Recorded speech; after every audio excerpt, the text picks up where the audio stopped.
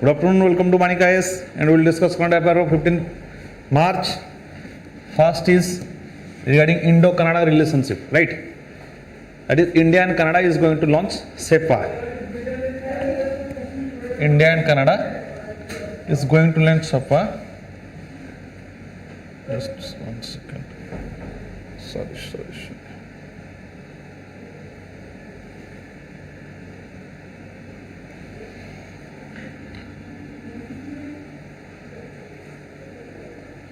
That is Comprehensive Economic Partnership Agreement. So India and Canada both are going to sign Comprehensive Economic Partnership Agreement, right? So India and Canada, that is 5th Ministerial Dialogue on Trade and Investment, where ministers agreed formally to relaunch the negotiations, right? India has not signed, negotiations are going on, and this is the 5th Ministerial Dialogue to sign Comprehensive Economic Partnership Agreement and also consider an interim agreement. Right? If that is possible, that will be signed in the early progress of trade agreement or early progress trade agreement. What is this interim agreement and what is this early progress trade agreement? Because in a particular economic agreement, there are various aspects, right? Trade, there are various types of trade, there are various types of goods, various types of services, and what basically two countries sees. Suppose for India is a service hub. So what India will wish that the other country will liberalize all its service sector, so that India can go there and Indian people can go and invest there and earn money. Whereas suppose we are considering about Canada. If Canada they have certain support advantages in certain sectors. For example, suppose they have advantages in dairy sector. Let us consider, right? Whereas suppose there are dairy, electronics, and legal services, for example, goods. So there are various services, various parts in which the trade is going to be signed. In certain sections, India has advantage, and in certain sections, India do not have advantage. Those sectors where India do not have advantage, for example, dairy sector. Suppose, for example, dairy sector. Here we have a huge farmer population, we have a huge women population whose livelihood is dependent on dairy sector. So we cannot liberalize dairy sectors to these foreign countries, right? They have advanced mechanization, they have developed breeds, and they will enter our market and they will take the livelihood of our people. So India will never sign those sectors, agreement on those sectors. So both countries will see where their mutual advantage is there, right? In certain sections where both countries will mutually get the advantage. So, but out of all the sectors where trade will be going to be signed, in some sectors there are no issues, right? For example, one part is electronics. There is no issues. For example, suppose there is no issue, or pharmaceuticals, for example. India has a strong pharmaceutical sectors, so we can liberalize our pharmaceutical sectors. Even if foreign countries come and invest in India, then also they are welcome, because we have a strong financial and pharmaceutical sectors, and there will be competition. India will not be in lose. So those sectors where there is no such issues between both the countries, they can sign an interim agreement or early progress trade agreement in those sectors, right? And there are certain sectors where there are issues with the both countries. Suppose they do not want to liberalize their service sector or all type of service sector, and India do not want to liberalize all type of goods sector. So in those sectors where there are some issues, or they are kept for negotiation later, right? In all other cases where there is no issues, with that they will sign an early progress trade agreement, and that is also called as interim agreement, right? Now you understand. Next, earlier India and Australia has announced that they are set to conclude interim trade agreement in March 2020. Interim trade agreement between India and Australia, and comprehensive economic cooperation agreement 12 to 18 months thereafter, right? So India and Australia are also going to conclude their early trade agreement, and after around 1.5 years they will sign the Comprehensive Economic Cooperation Agreement. Okay. What are the key points? The interim agreement would be conclude high-level commitments on goods, service, and rules of origin, goods, services, and rules of origin, sanitary, phytosanitary measures, technical barriers to trade, dispute settlement, and may also cover other areas mutually agreed upon. Right? Where both in the areas where mutually agreed, they will be signed the early interim agreement or early agreement. Right? Next.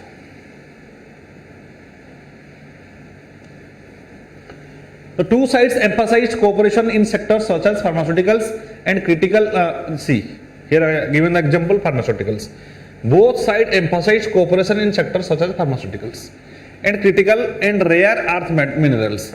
Critical and rare earth minerals, as well as areas like tourism, urban infrastructure, renewable energy, and mining. In all these sectors, they can liberalize the sectors. India, because India will not, that will not hamper. Suppose tourism, you are opening tourism, that both countries will be beneficial, right? Tourism means you will liberalize the visa, will liberalize the documentation, right? Liberalize the restrictions. And renewable energy, India is aggressively developing its renewable energy. Both countries can exchange. India will be benefited with that if renewable energy they come and invest in renewable energy. Right, that will not threaten our domestic industries. Right, so both countries will watch their advantages, sectors of advantages, and where both are comfortable, they will sign the deal. Next, both countries agreed to undertake intensified work with respect to recognitions of Canada's system of approach to pest risk management. So far as pest risk management is concerned, in pulses and market access for Indian agriculture goods such as sweet corn, baby corn, and banana. Sweet corn, baby corn, and banana.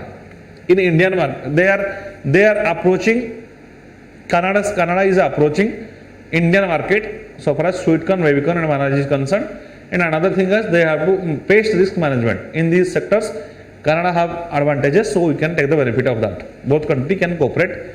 Next, what do you mean by globalization? Basic theory of globalization is that suppose I can create a mobile with 10,000. For example, I can create a mobile with 10,000, which, and you don't have technology, you are doing it at 15,000. For example, this is country A, this is country B. Suppose country A is producing a mobile of 10,000 rupees and country B is producing the same mobile with 15,000 rupees because country B do not have developed technology, right? At the same time, for example, country A is producing rice, whose price is suppose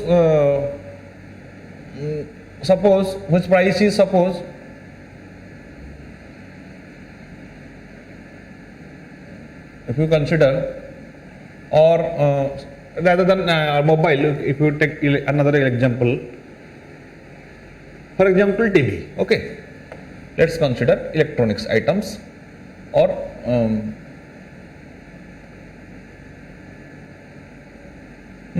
suppose motor vehicle. Let us take the example of motor vehicle. Suppose country A is producing a motor vehicle which is producing at 1 lakh and country B is producing the same quality motor vehicle with 80,000. Right? So what we see here, country A has advantage and country A is superior so far as mobile technology is concerned and country B is superior so far as motor vehicle technology is concerned. Now both can develop a comprehensive economic agreement between each other and country A will sell its mobile in country B and country B will sell its vehicle in country A.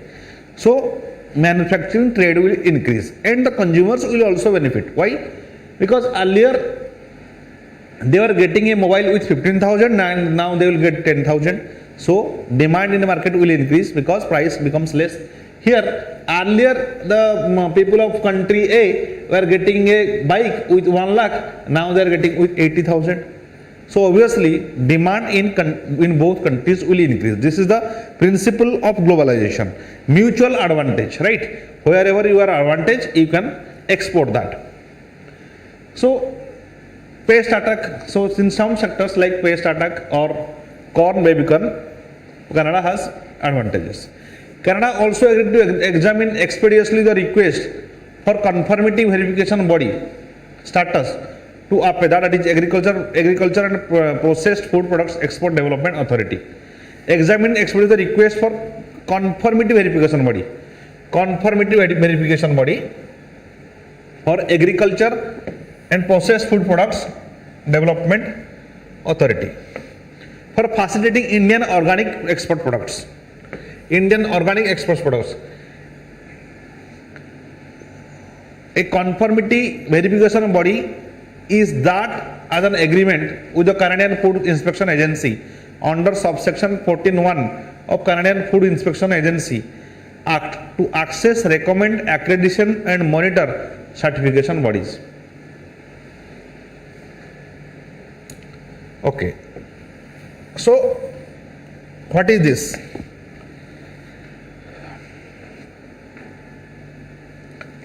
The request for conformity verification body, that means Indian body can also make a confirmation. Suppose Indian body is certifying a particular product, it is good. Then Canada will accept it is as a good. We have to, that is this conformity verification body.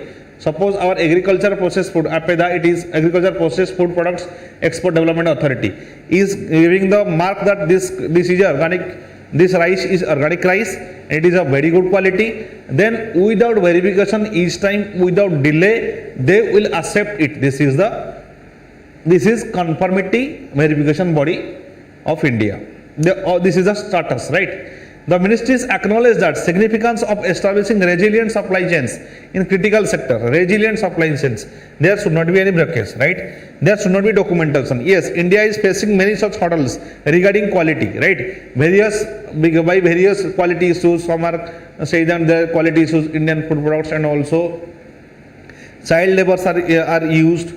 So they create various hurdles automatically. Why they create? Basically to restrict your goods to enter their market. This is the procedure. Even after signing the agreement, they restrict because of by showing various excuses and that they do not allow the products of Indian good into their market. So here ministers acknowledge that there should be established resilient supply chain in critical sectors, right? There should not be any such hurdles of documentation or verification.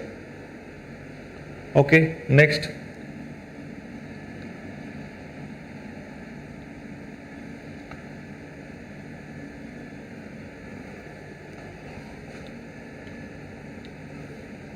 Okay, what is an interim trade agreement? The interim trade is early harvest trade agreement used to liberalize tariffs on the trade on certain goods between the two countries or trading blocks before comprehensive FTA, right?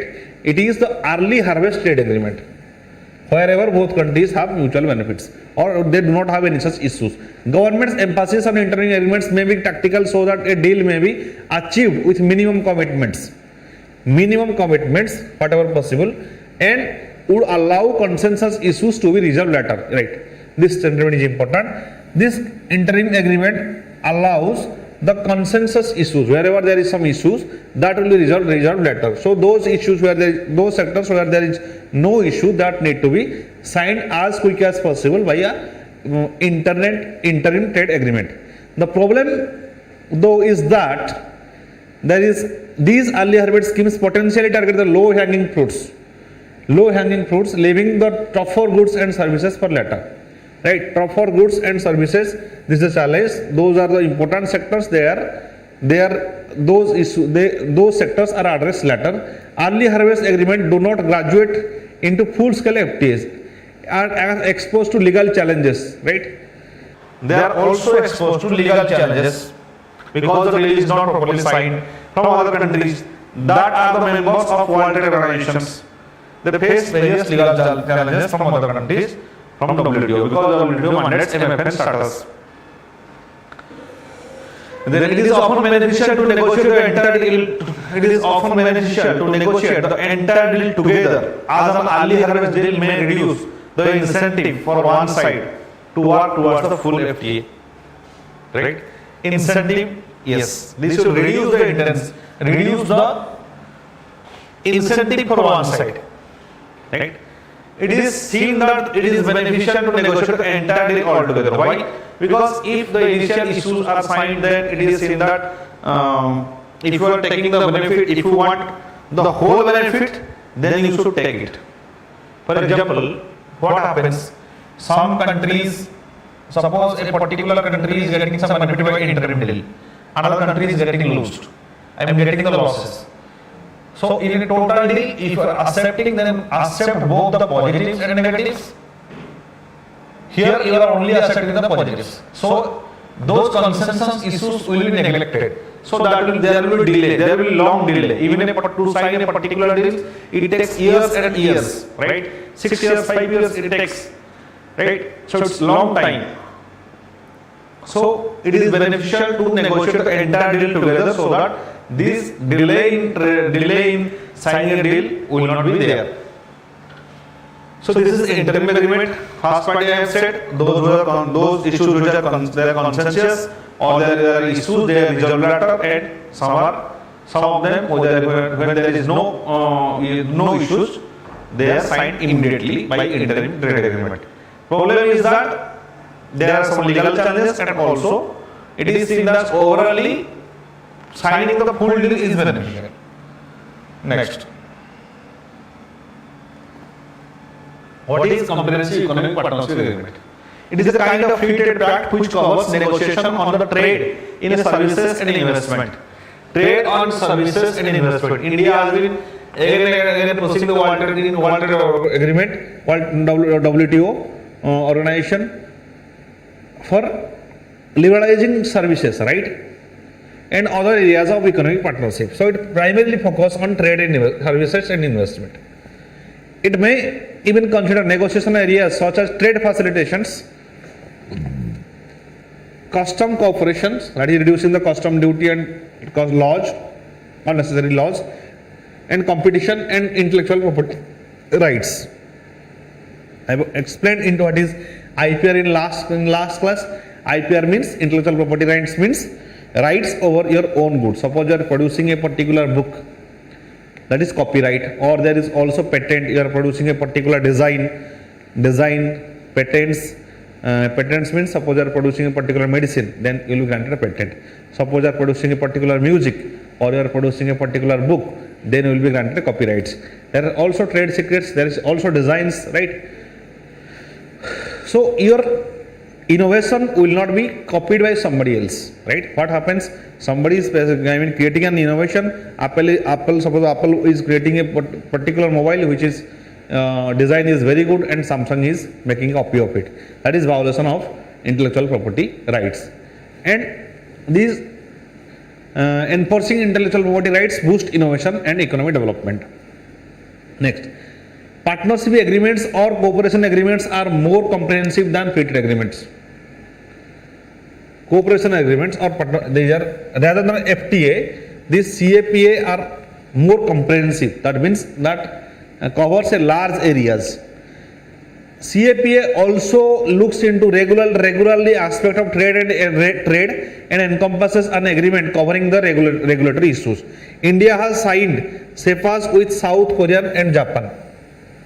India has signed comprehensive economic partnership agreement with South Korea and Japan, and as I have said, they are more comprehensive than FTA agreements, free trade agreements, and also look into regulatory aspect of trade. Regulatory aspects of trade and encompasses an agreement covering the regulatory issues.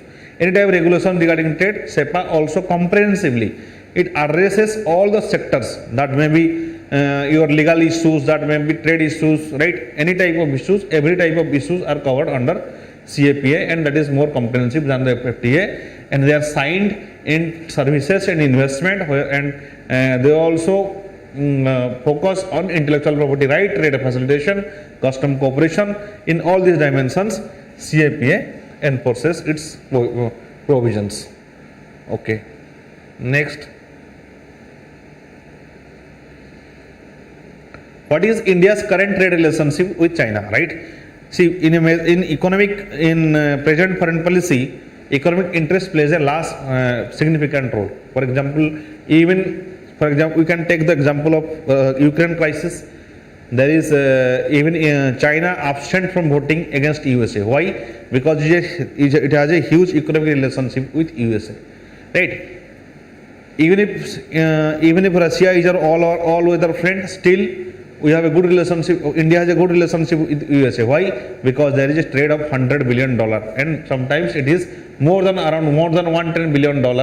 So at present, rather than the ideological rivalry, what plays in international politics is the economic interest. So whenever we are studying relationship with any country, we will study the economic relationship with a particular that country. So India is Canada's 11th largest export market. India is a big market, 11th largest export market. India is a big market, so nobody can avoid India. 11th largest export market and 12th largest trading partner. India's exports to Canada stood at US dollar 2.9 billion in 2021 as against 2.85 billion in 2019 and 20. Imports were around 2.6 billion as against 3.9 billion. So import has little bit reduced. So India is almost in a trade surplus. So it is fine. There is no huge trade deficit with Canada. So we can increase our economic relationship. There is a huge potential, right? We should avoid the trade such type of comprehensive economic partnership agreement with countries like China because they will create a huge trade deficit. Where you have trade deficit, that is, if your exports are more than your imports, then in such a case you should stay away from these agreements. When you have balanced trade, then you should sign these agreements, and that's why we are signing our deal with Canada. There is a huge potential.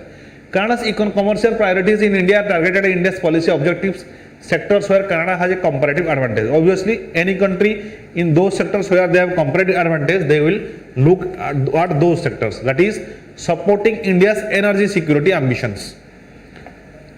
Energy security ambitions. Through increased exports of conventional nuclear energy, obviously India want nuclear energy cooperation, as well as clean and renewable energy technology. This is sector India want foreign investment, foreign cooperation, transfer of technology, foreign investments, right? It is one. Next, help India to meet substantial urban and transportation infrastructure. Urban and transportation infrastructure needs through provision of financing, equipment, technology and engineering services. For example, metro, for example, your drones. So this urban infrastructure, development of transportation, India also want support of foreign country and foreign investments.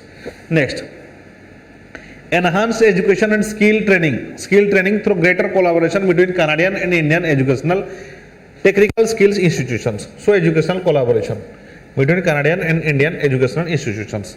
Then commercial research and development. India is providing 0.76% of its GDP in research. So we need collaboration in research and innovation. Such sectors as information and communication technologies. So India want cooperation between both the countries, and whatever the result will be, both countries will take the benefit. Increase exports of food products and fertilizers to support Indian food security needs. Export of food products and fertilizers. For example, we are importing huge amount of mustards and various other oil seeds, right? So in these sectors, Canada has advantage and they want to export to India, and India is considering their demand. Okay. So in these food products, in certain food products, India will not agree, right? Because that will hamper our farmers. Next thing is that as far as energy is concerned, it will be welcome, and transportation, it will be welcome. Research and development, they can both cooperate with each other. So in certain sectors, India will agree. Okay. Next. Then what is agriculture procurement of crops? We will discuss. The next topic is agriculture and procurement of crops. Why we need to procure? That is to give, because see, in India around 70% of people are directly or indirectly linked with agriculture. Their profession is agriculture. So in such a scenario, and also approximately half of the land is rain fed. Rain fed means they are dependent on rain. In such a scenario, there is chances that India, many times there will be El Nino. For example, in geography you have studied El Nino, La Nina, southern oscillations. Because of all these things, there is a potential that the rainfall pattern will change, and also climate change has changed the agriculture pattern to a significant extent. In certain areas, certain area has become drought prone, and certain areas we are witnessing floods. So climate change has also affected agriculture by around 18% of its productivity. Right? This was so. In such a scenario, the government support is essential. One of the such support to farmers is procurement of crops. That is, if a farmer is cultivating, it is the responsibility of the government to purchase those crops. That is called as procurement. Why government will procure?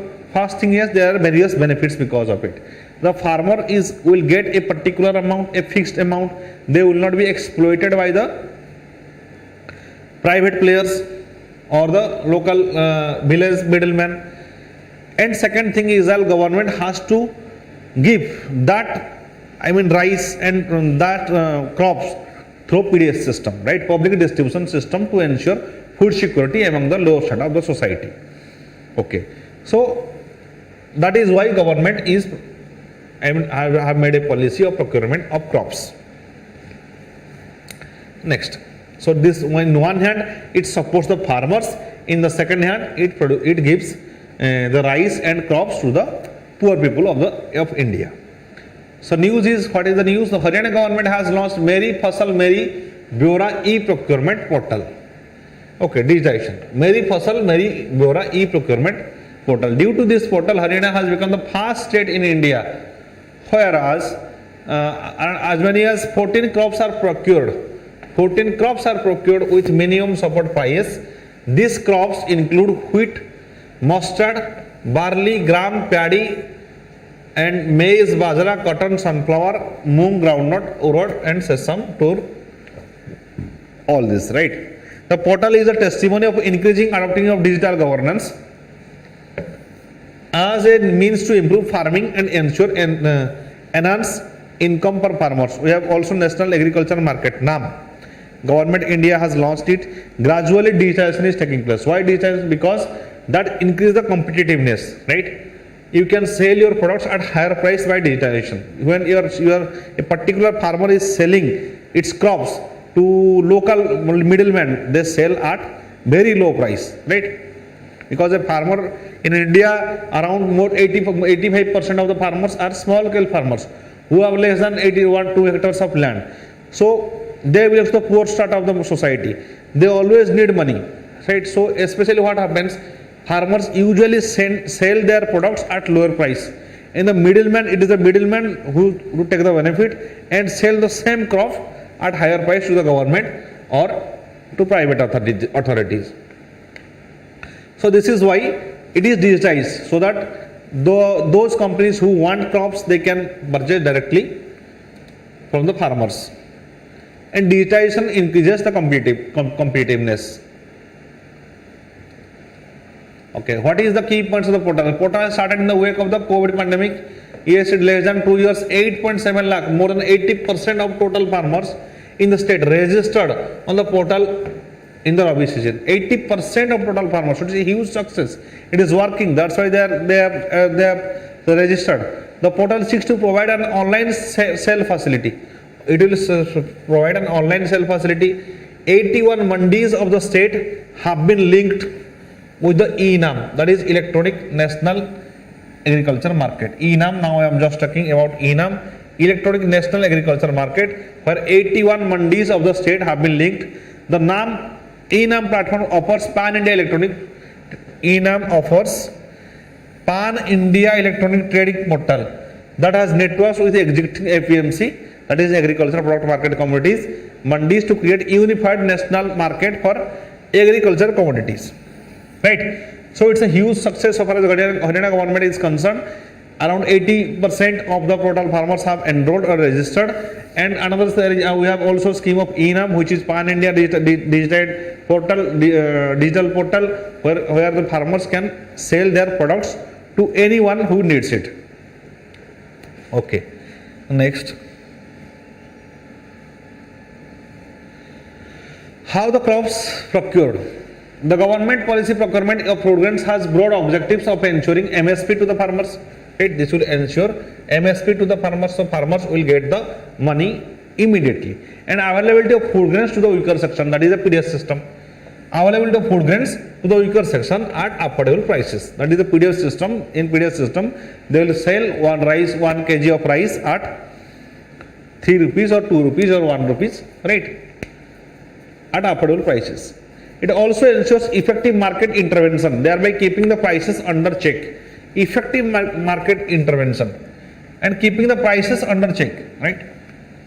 And also adding to the overall food security of the economy. So as India, even today India, many of the people of India are suffering from anemia, that is bloodlessness and malnutrition and so hunger. So this policy address that, right? Food security of the country.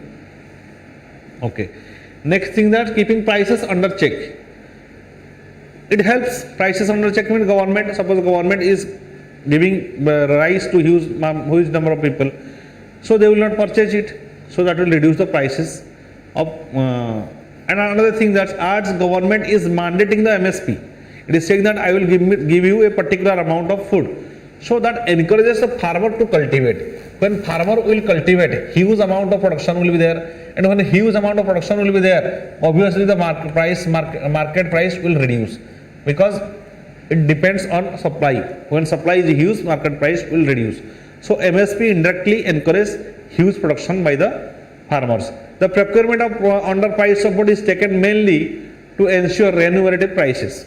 Remunerative prices. Government will give a fixed amount of money. It will buy from the farmers and produce and work as an incentive for achieving better production. Okay. What is the national agency? Food Corporation of India, FCI. It's Food Corporation of India. Remember Santhanam Committee, it has given recommendation to FCI to bring reforms in the FCI. A nodal agency of the Government of India along with other state agencies undertakes procurement of wheat and paddy under a price to support scheme. It undertakes procurement of wheat and paddy. Food Corporation of India, it checks the paddy and it stores them, right? Then it distributes. Coarse grains are procured by state government agencies. Coarse grains are procured by state government agencies for the central pool as per the direction issued by the Government of India from time to time. So both state and center cooperate with each other and FCI procure the food grains. Then what is CSCP? Before harvest, during each Rabi and Kharif season, the Government of India announces minimum support prices. Before harvest, Government of India announces minimum support prices. Who declares these minimum support prices? Based on who gives the recommendation? Remember, CSCP, that is Commission for Agriculture Cost and Prices. CSCP, Commission for Agriculture Cost and Prices. It recommends the government the price of MSP. It doesn't decide. It is the government who decides. It only recommends. CSCP only recommends the price of MSP to the government, and it is up to the government whether he accepts the recommendation or not. So decision is lies with the government, not with the CSCP. So what is the role of CSCP? Only recommendation. It's very important. Role of state governments: facilitate procurement of state food grains. State government facilitate procurement of food grains. FCI and various state agencies, in consultation with the state government, establish a large number of purchase centers and various mandis. So it is groundwork is done by the state government, that is procurement of the food grains. But the MSP is decided by the central government on the advice of Commission of Agriculture Cost and Prices, that is CSCP. How the e-mandi will help farmers? So this will reduce the monopoly of middleman.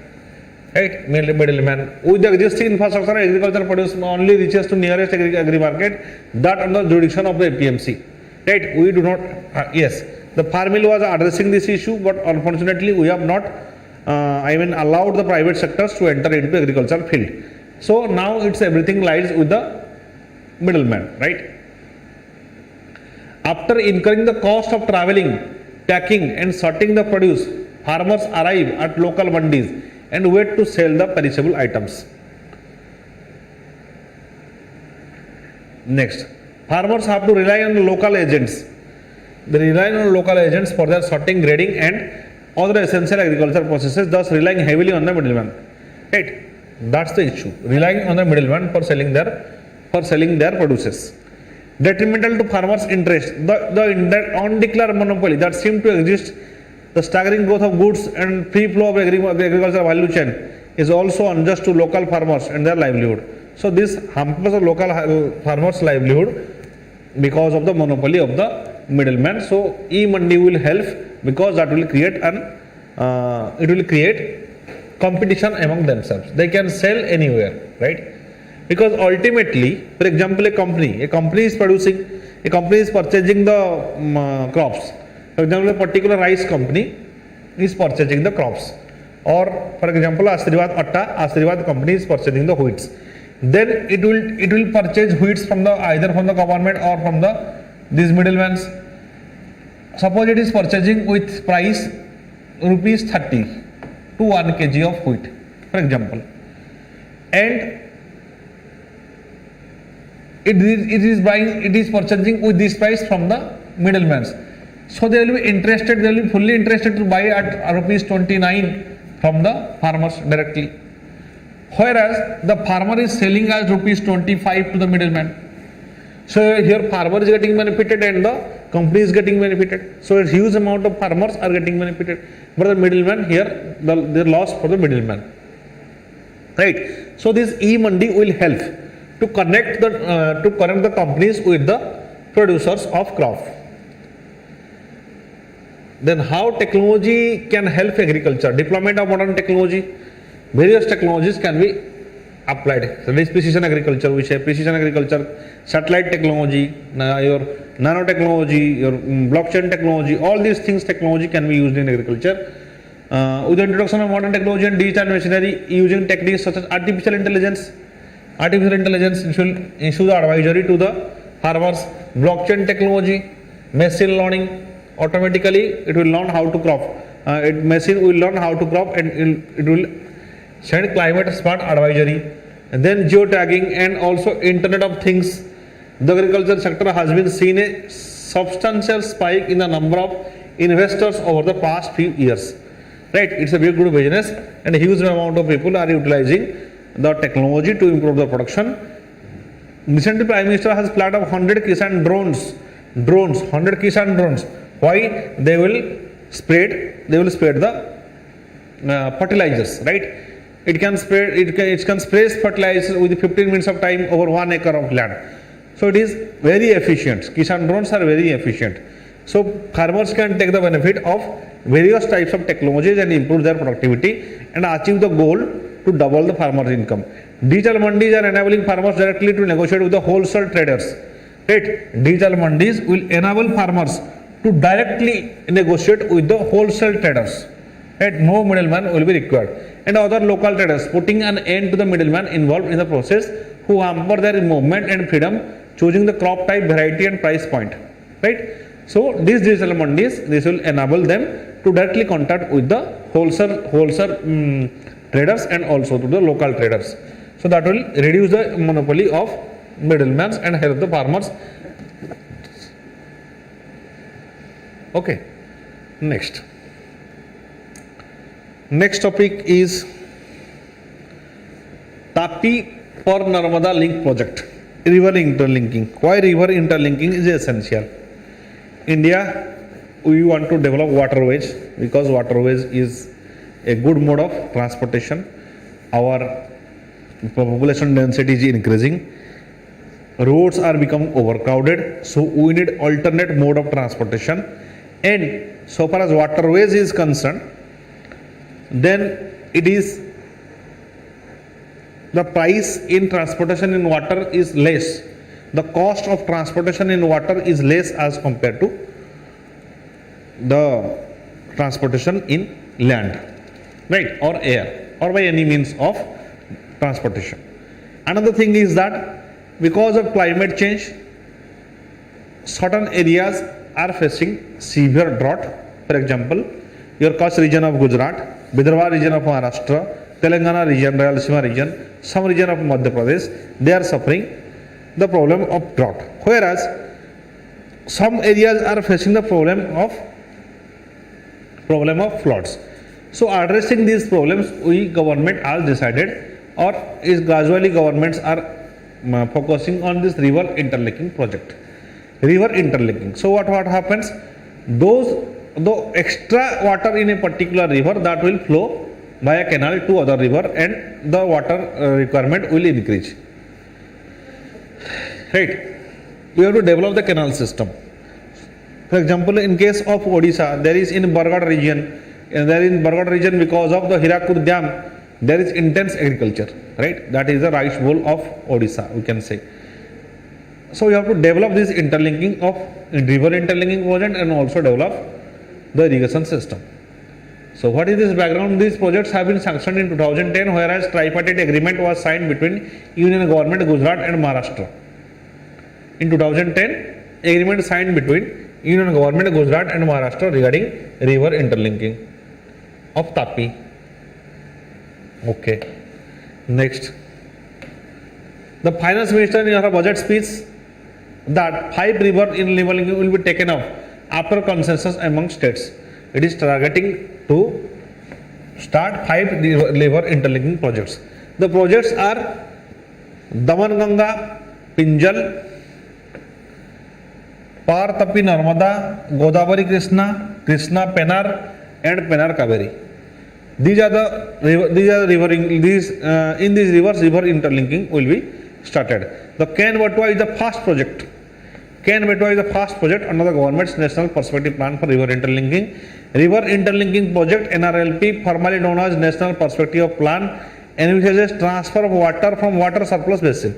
Transfer of water from water surplus basin where there is flooding to water deficit basins where there are drought or scarcity through interbasin or transfer projects. So this is the objective of river interlinking, that is to transfer surplus water to the areas of water scarcity. And Ken-Betwa, remember, Ken-Betwa project is the first project under river interlinking projects, and this government has planning for 5 river interlinking projects. They are Daman-Ganga, Pinjal, Par Tapi Narmada, Godavari Krishna, Krishna Pennar, and Pennar Kaveri.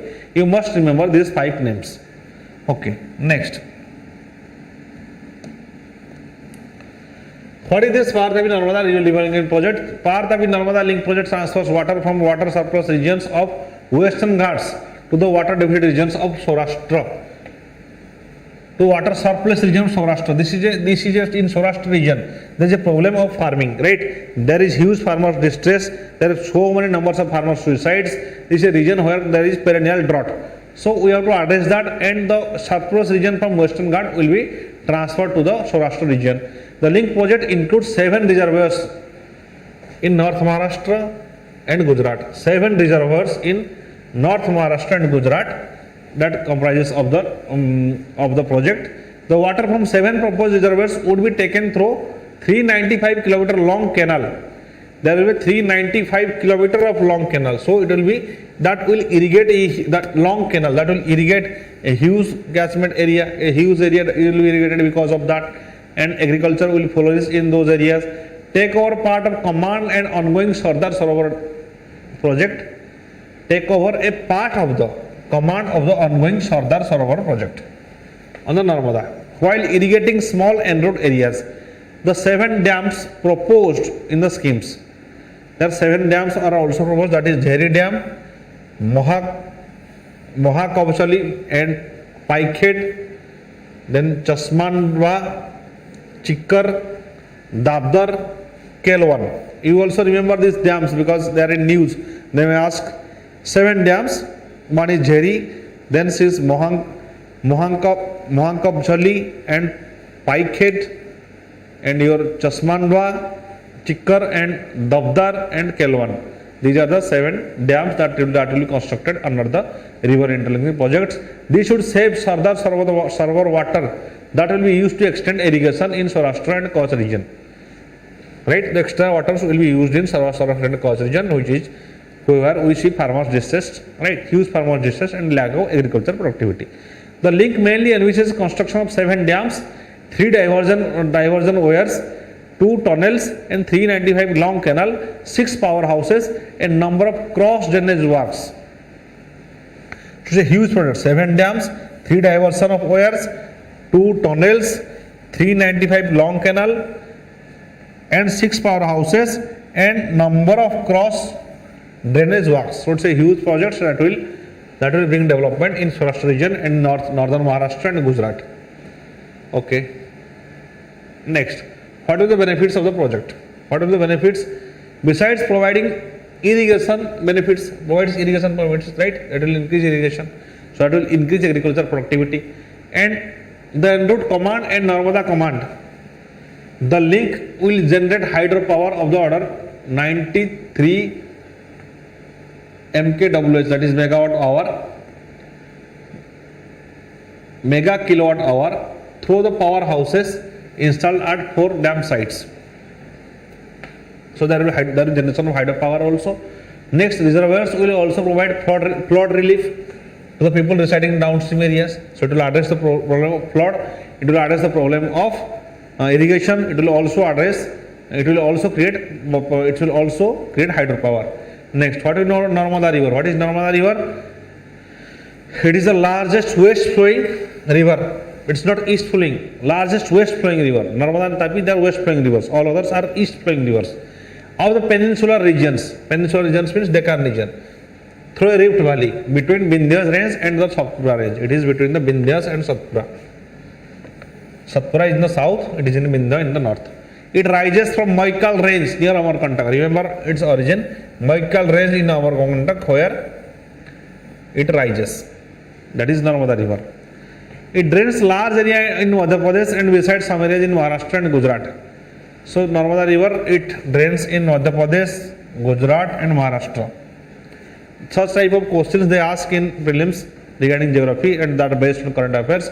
The river near Jabalpur, Madhya Pradesh forms Dhuandhar Falls.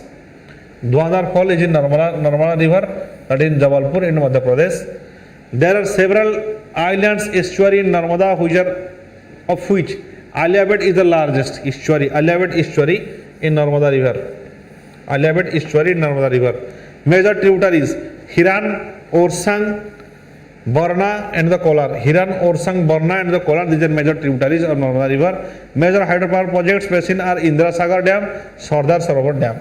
They are the hydropower. Indra Sagar Dam and Sardar Sarovar Dam, these are the hydropower projects in Narmada river. Okay, next.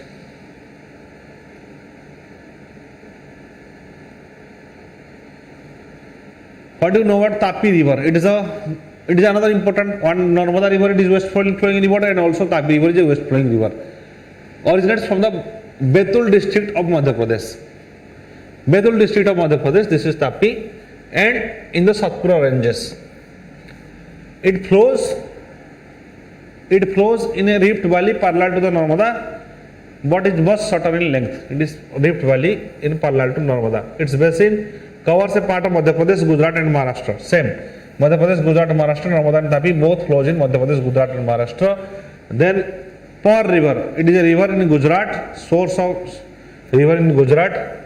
and source near Wadpada village, Nasik, Maharashtra. Flows to the Arabian Sea. So this all flows into Arabian Sea. Right? Okay, so these are the... So Tapi river, it is Madhya Pradesh, it flows in Madhya Pradesh, Gujarat and Maharashtra. It origins from Betul district of Maharashtra. Par river, it's a river in Gujarat, source is near Nasik of Maharashtra, and all these three rivers flows into Arabian Sea.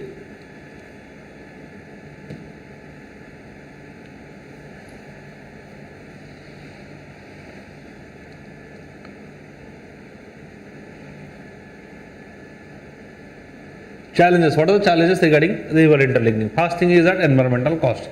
It will threaten the biodiversity. It will threaten the biodiversity of the entire area. It will obstruct natural ecology of the rivers. Right? That will bring various physiological change. Right? There will be huge damage to the biodiversity. Then climate change, interlinking systems, it assumes that donor basin has surplus water that can be made available to the recipient basin. The whole concept goes the toss in the basic assumption goes haywire for any system due to climate change. Right? So this may induce climate change because there will be loss of biodiversity and the total physiology of the area. Then economics cost, it's a huge economic cost. Estimated river interlink will be a huge fiscal burden on the government, right? Huge fiscal burden on the government. But still it's like one-time solution. Okay, next, socio-economic impact. The estimated network of canals extending about 15,000 kilometers would displace about 5.5 million people. Social crisis, displacement of people. Hardly 15% of the people who are displaced are rehabilitated, right? Especially those who are tribals and poor people. So they will be displaced. 5.5 million people will be displaced, and there will be social unrest. There will be various challenges to make this river interlinking project successful. So these are the various challenges exist. One is environmental, then climate change, then economic cost and socio-economic impact. What needed to be done? India need to conserve every drop of water, reduce wastage, conserve every drop of water, reduce wastage, equitable distribution of resources, right?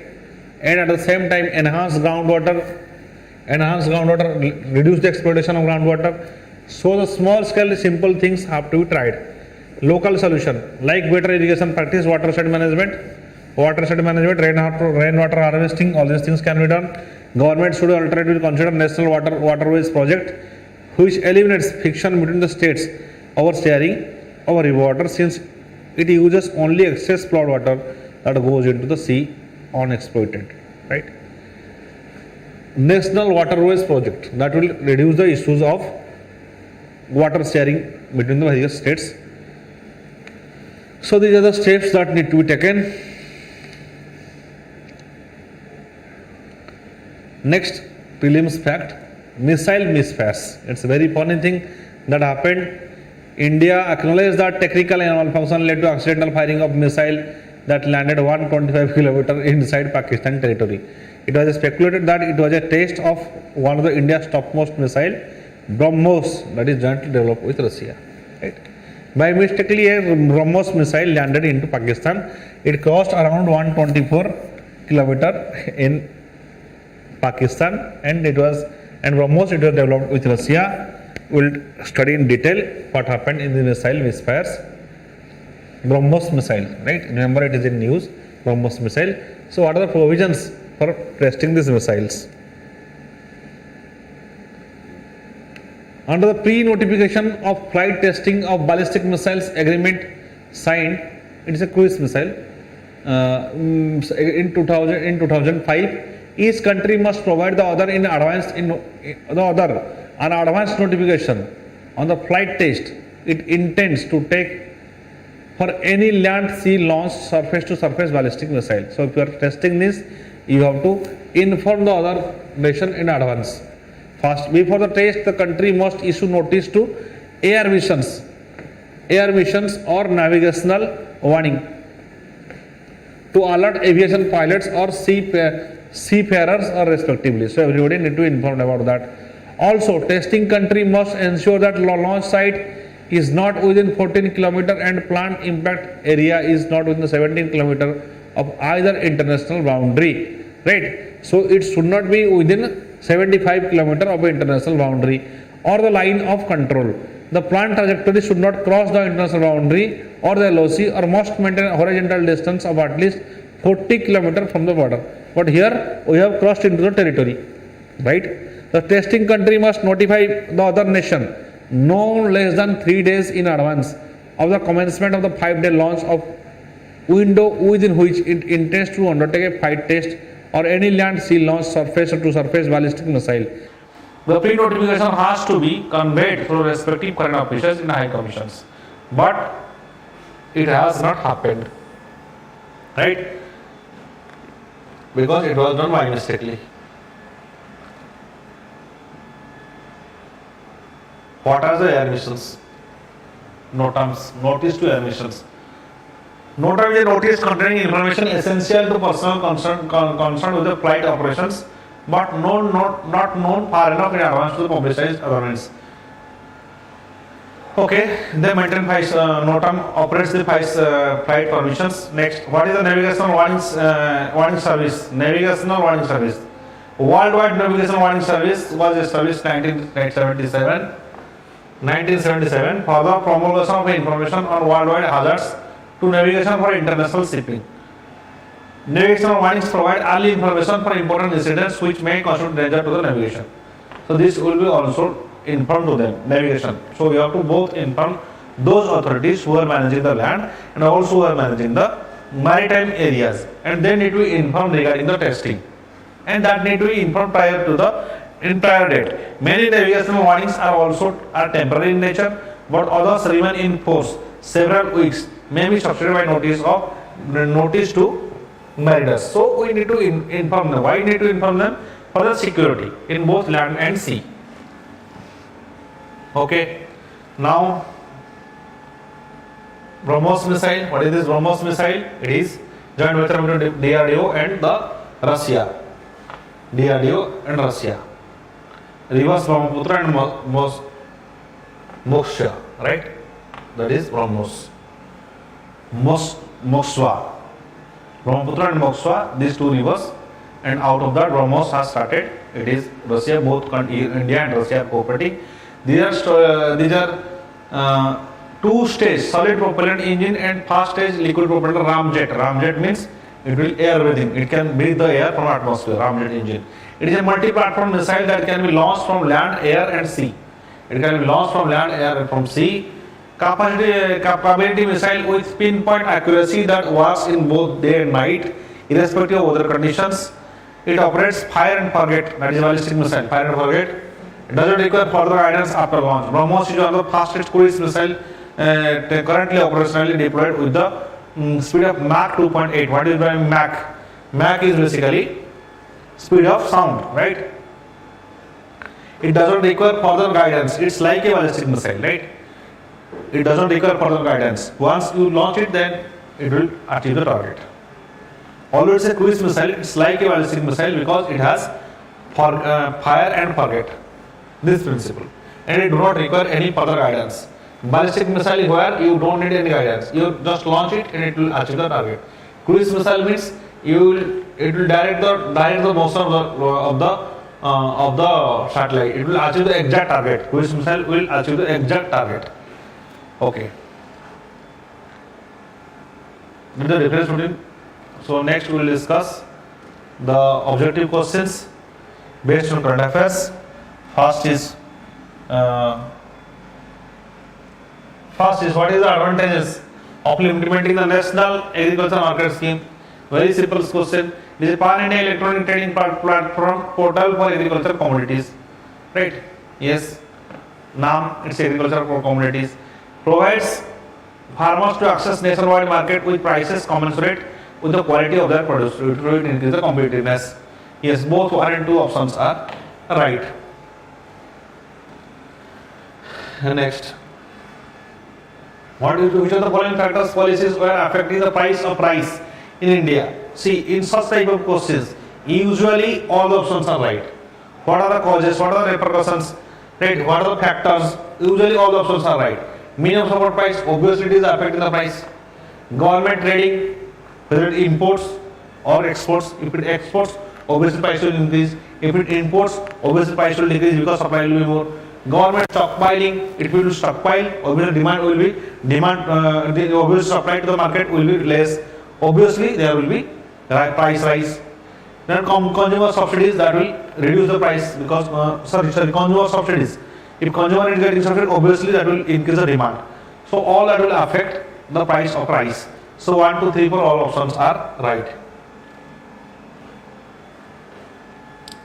And then third, Narmada River. Why the most other large peninsular rivers flow to east? Why? It occupies a linear rift valley. It's coming in the rift valley. That's why it comes to the Arabian Sea. Next, that is between the Vindhyas and the Satpura. Okay. Next, With reference to Agni 4 missile, which of the following statements is correct? It is a surface to surface missile. Yes, it is a surface to surface missile. Agni. Trishul is from surface to air. Trishul. Then it is a fuel by liquid propellant only. See this, wherever you see only the statement is right, wrong. Right, there is both solid and liquid. It can deliver 1 ton of nuclear warheads about 7,500 kilo. No, it is 3,500. It is not 7,500. So this third statement is also wrong. So 1 only is the right answer. Next.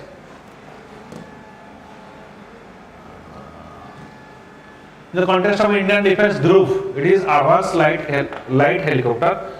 Advanced light helicopter is called as Dhruv. Okay. So like this video, share this video, and subscribe to Vanik-Ias. Encourage us to continue this program. Thank you.